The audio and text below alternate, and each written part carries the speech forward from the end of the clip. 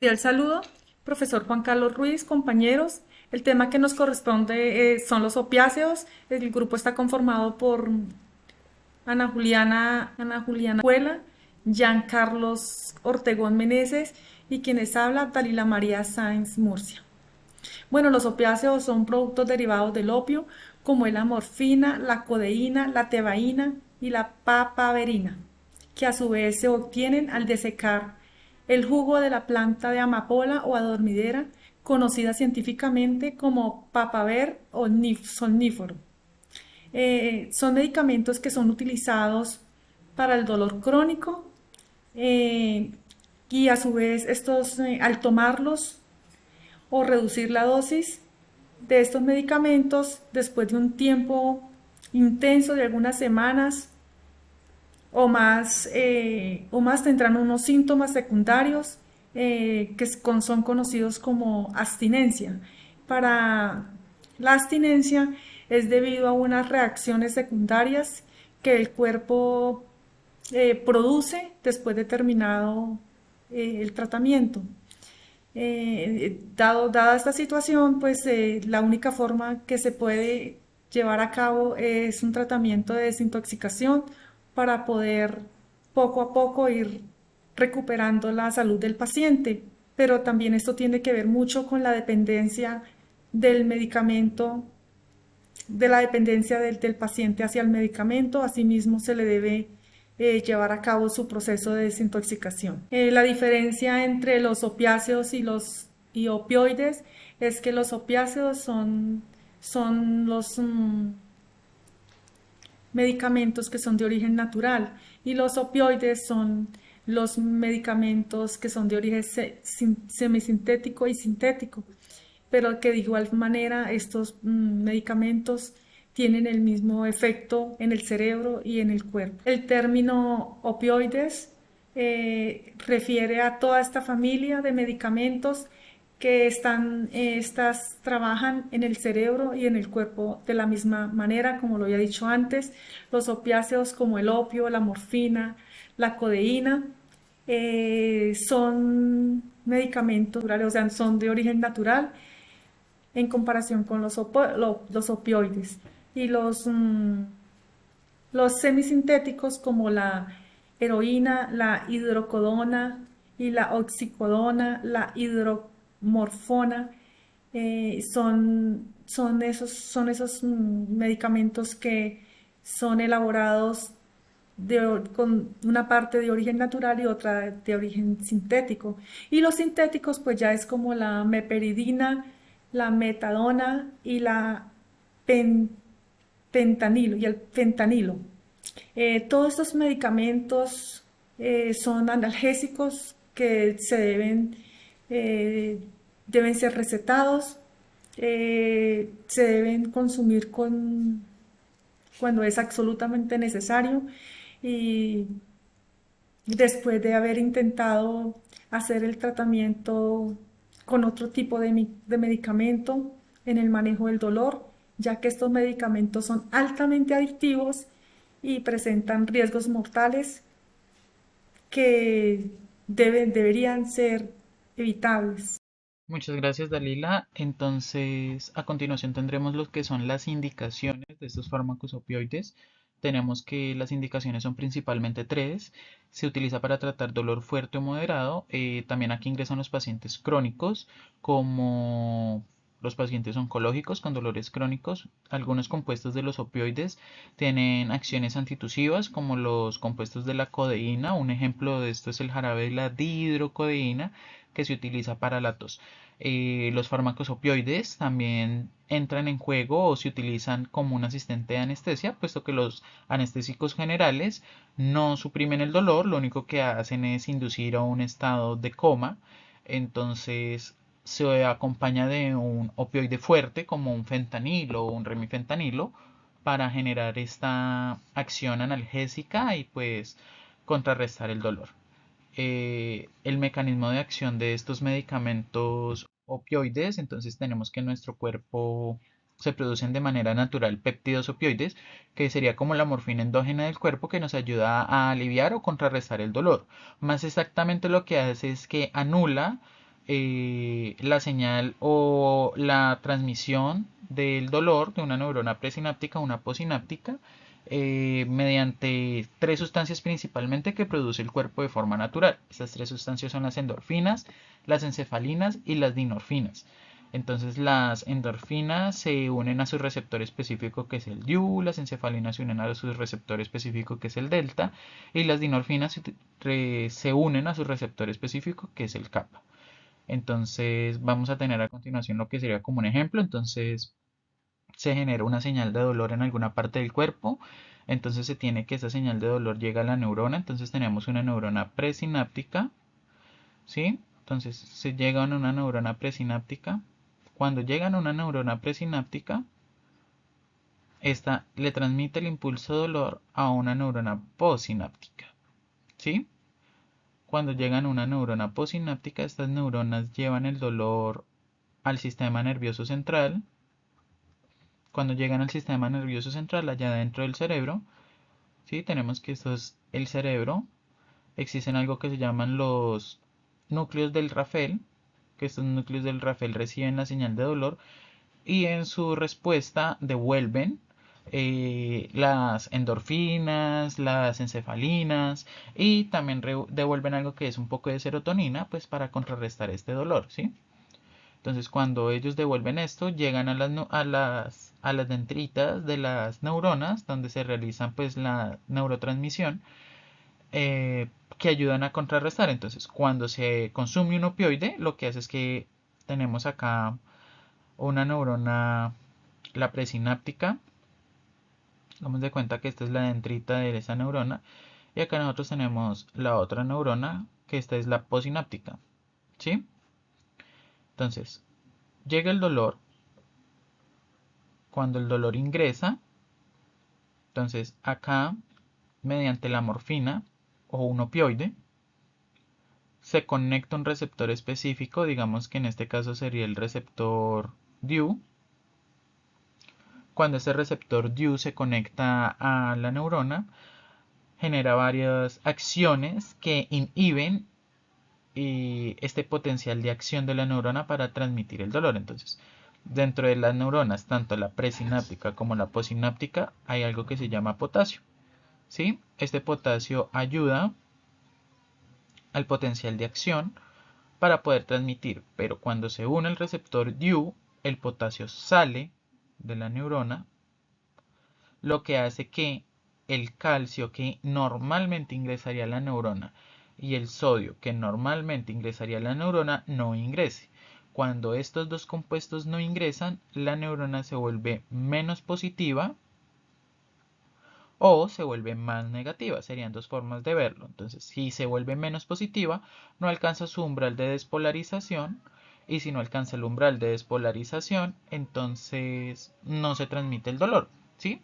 Entonces, algo más que también hace esto es que en la neurona posináptica existen dos, dos compartimientos, dos entradas, digámoslo así, o dos receptores que son el AMPA y el NMDA. Entonces tenemos el AMPA y el NMDA. ¿Sí? Entonces, si digamos, se generase un potencial de acción, acá hay algo que se llama glutamato. ¿Sí? Entonces, el glutamato es un neurotransmisor que cuando sale de la neurona presináptica, mediante estos receptores en la neurona postsináptica, como son el AMPA y el NMDA, entonces cuando estos receptores ingresan acá, es mediante el glutamato, lo que hacen ellos es traer calcio y eh, traen calcio y traen sodio. Entonces lo mismo, calcio más potasio más sodio genera un potencial o un umbral de acción, ¿sí? Entonces, si alcanza el umbral de acción, la señal de dolor viaja a través de la neurona hacia el cerebro. Pero cuando se inhibe esta transmisión del glutamato mediante mediante un opioide. Entonces, efectivamente, el AMPA y el NMDA ya no va a recibir la misma cantidad de calcio ni va a recibir la misma cantidad de sodio. Fuera de eso, este receptor DU, ¿sí?, también inhibe algunos receptores AMPA, ¿sí? Entonces hace que ya la cantidad de receptores disponibles sean menores. Entonces, una neurona normal, un ejemplo, ¿sí?, tendría 5 receptores, ¿sí? Es un ejemplo.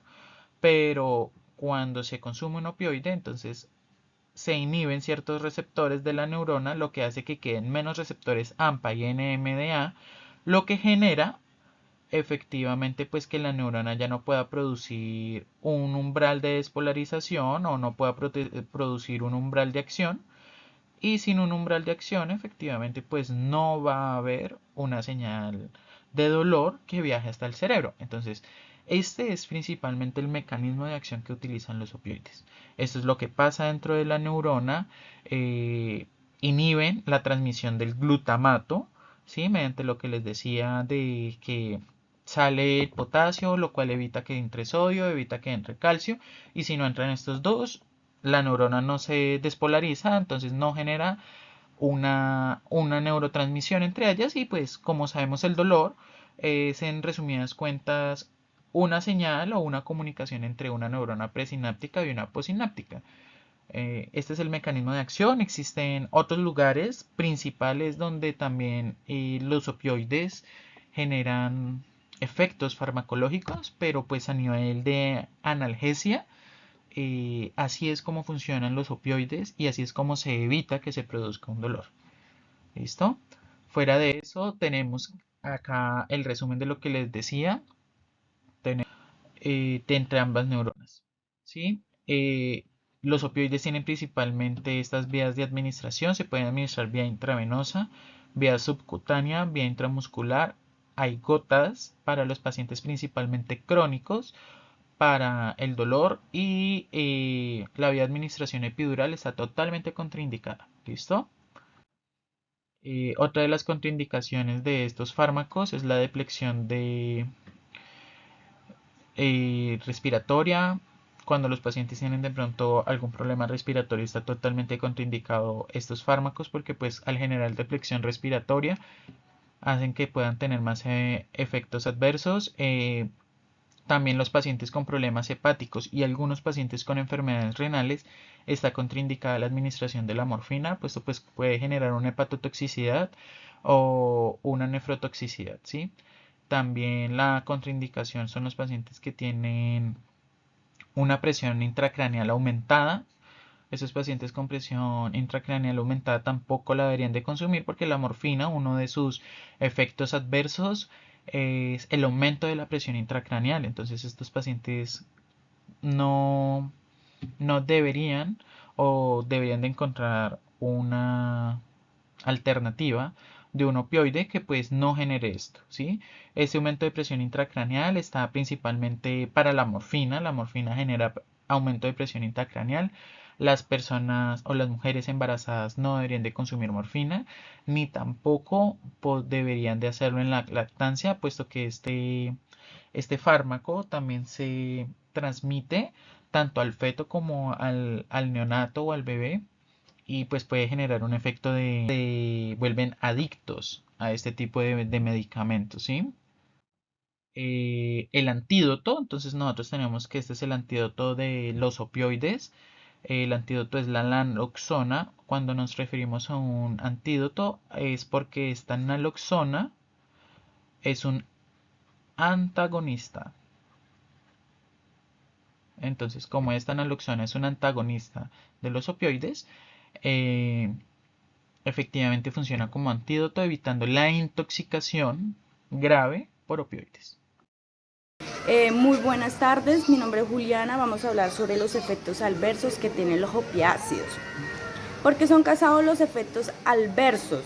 Pueden ser causados por alto grado de dosis de medicamento, que es la morfina, la heroína y la codeína. ¿Qué causan?